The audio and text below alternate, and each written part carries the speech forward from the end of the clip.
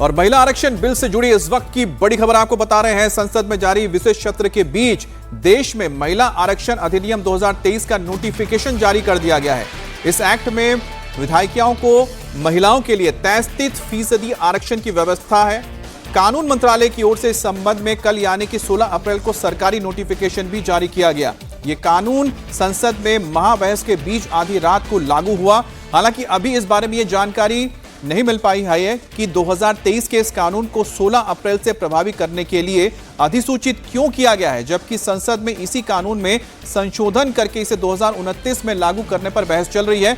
और इसके तहत लोकसभा और राज्यसभा विधानसभाओं में 1/3 सीटें महिलाओं के लिए आरक्षित करने का प्रावधान है। इसमें यह स्पष्ट कर दिया गया था कि यह आरक्षण 2027 की जनगणना के बाद होने वाले परिसीमन के पूरा होने तक लागू नहीं हो सकता था। वर्तमान में लोकसभा में जिन 3 विधेयकों को लेकर चर्चा हो रही है, उनका उद्देश्य इस आरक्षण को 2029 से लागू करना है।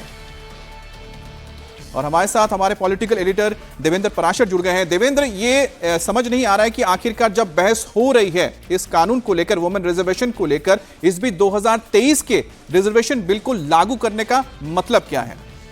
अमित, उसके पीछे वजह ये थी कि 2023 में जब संविधान संशोधन किया गया और उसे एक्ट बनाया गया, पार्लियामेंट ने पहले बिल को मंजूरी दी, उसके बाद राष्ट्रपति के साथ हस्ताक्षर हुआ, लेकिन वो एक्ट यानी कि वो कानून संविधान का पार्ट तब होता है जब उस कानून को लागू करने का कोई नोटिफिकेशन जारी कर दिया जाए।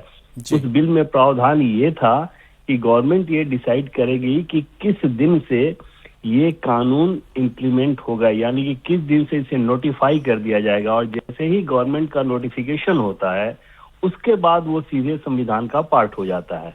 अब यहाँ पर समस्या ये थी कि सरकार ने उस कानून को पास करा लिया, राष्ट्रपति के हस्ताक्षर के बाद वो अधिनियम यानी कि एक्ट बन गया, लेकिन उस कानून के लिए कोई नोटिफिकेशन नहीं हुआ था कि किस तारीख से ये कानून लागू होगा। अब जब वो कानून लागू ही नहीं हुआ तो अभी जो आप जिस कानून की बात कर रहे हैं, जो संविधान संशोधन, फिर वो कैसे प्रभावी हो सकता है? संशोधन तो किसी कानून में प्रभावी हो सकता है ना जी। तो अगर पिछला कानून संविधान का अंग नहीं बन पाया क्योंकि नोटिफिकेशन नहीं हुआ था, तो फिर उसमें संशोधन का मतलब कैसे खड़ा हो सकता है?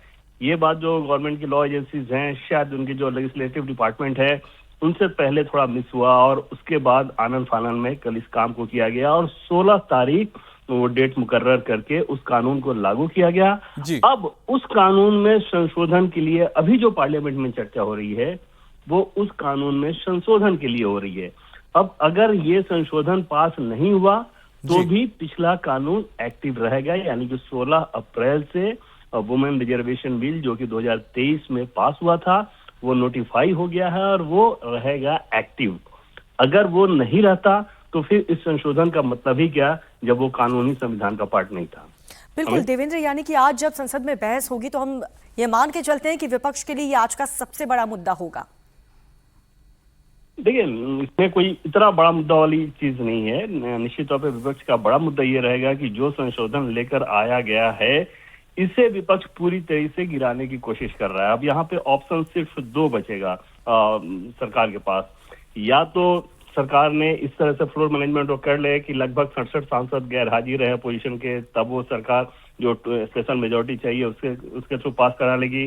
अन्यथा दूसरा ऑप्शन ये है कि सरकार अपोजिशन का सेंस देख के वोटिंग से जस्ट पहले बैकआउट करे। और तीसरा ऑप्शन ये है कि पर्टिकुलर टाइम फ्रेम के लिए सेलेक्ट कमेटी को भेज दिया जाए। तो ये सारे ऑप्शन आज दिन में दिखेंगे, लेकिन निश्चित तौर पे अपोजिशन के रवैये में कोई बदलाव होता ना देख सरकार के लिए मुश्किल होगा कि इस कानून को स्पेशल मेजोरिटी से पास करा लिया जाए। अब देखना होगा कि सरकार आगे कौन सा रास्ता चुनती है। अच्छा देवेंद्र, क्योंकि ये सवाल जब उठ ही गया है तो मुझे लगता है कि कल जिस तरह से प्रधानमंत्री मोदी ने अपनी बातें रखी और जिन्होंने जिस तरह से स्पष्ट रूप से जो आशंकाएं थी विपक्ष की उसको दूर कर दिया, चाहे वो कांग्रेस हो या फिर दक्षिण के राज्य हो, क्या आपको लगता है कि सरकार ने अपने नंबर्स मैनेज कर लिए या सरकार आश्वस्त है कि वो इसको पूरे बहुमत के साथ पास करा लेगी? नहीं नहीं, बिल्कुल नहीं, क्योंकि सरकार के पास पहली बात वो अपने नंबर स्पेशल मेजोरिटी के हिसाब से है नहीं, और दोनों ही सदन में नहीं है, न लोकसभा में है न राज्यसभा में है। तो वहां पर अपोजिशन सरकार के पास बहुमत है, लेकिन स्पेशल मेजोरिटी की बात जो हम लोग कर रहे हैं, जो कि इस संविधान संशोधन के लिए आवश्यक था, यानी कि कुल संख्या जो स्ट्रेंथ है हाउस का, उसका बहुमत, और जो उपस्थित होंगे और वोट करेंगे उसकी 2/3 मेजोरिटी। तो वो तभी हो सकता है अभी के एनडीए के स्ट्रेंथ के हिसाब से, जब अपोजिशन के बहुत सारे सांसद या दल गैर हाजिर रहे वोटिंग से, जो कि अभी तक उसका कोई इंडिकेशन नहीं है। तो उस कंडीशन में सरकार के सामने वो ऑप्शन तो था नहीं, लेकिन सरकार ने पूरी कोशिश की कि अपोजिशन के जितने कंसर्न हैं उन पे क्लैरिफाई कर दिया जाए। और कल आपने देखा कि हालांकि गृह मंत्री का डिटेल जवाब आज होगा, लेकिन इससे पहले कल ही जब विपक्ष के कई सारे सांसदों ने ऐसे सवाल खड़ा किए जिसका इस बिल से कोई लेना देना नहीं है, जो भ्रम वाली चीजें थी, उस समय भी गृह मंत्री अमित शाह ने उन सबको साफ कर दिया कि साउदर्न स्टेट में कोई प्रोपोर्शन में कमी नहीं होने जा रही है, कास्ट सेंसस होगा ही होगा, डिलिमिटेशन की व्यवस्था वैसे ही है जैसे पहले से चली आ रही है।